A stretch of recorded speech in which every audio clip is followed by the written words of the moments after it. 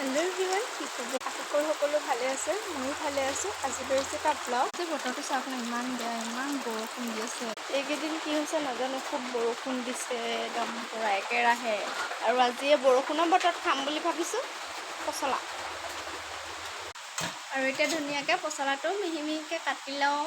বুট আলুৰ লগত ভাজি, ডাৱৰীয়া বতৰ খাই ভাল লাগিব নহয় জানো? কাটি লওঁ। পচলাখিনি কাটি হৈ গ'ল। এতিয়া আলুডোখৰ কাটি ল'লোঁ। ৰঙা পচলা আৰু কালি বেছি ঘৰ ক'ত বুলি মোৰ ঘৰত শিৱসাগৰ মিছাজান ভাটি এতিয়া ভাজিকণ বনাই লওঁ। এইপিনে চাওঁ মোৰ অকণমানিজনী কি কৰি আছে দেই, দিনটোৱে ফুৰে আৰু তাই কাম নাই নহয়। ইফালে এয়া মোৰ পচলা ভাজি ৰেডি হৈ গ'ল। খোৱাতহে কথা আৰু এতিয়া দেই। এইপিনে পচলা ভাজি, চাটনি আৰু ভাত ৰেডি হৈ গ'ল। খাই লওঁ। খাই চাওঁ এতিয়া কেনেকুৱা বা হ'ল।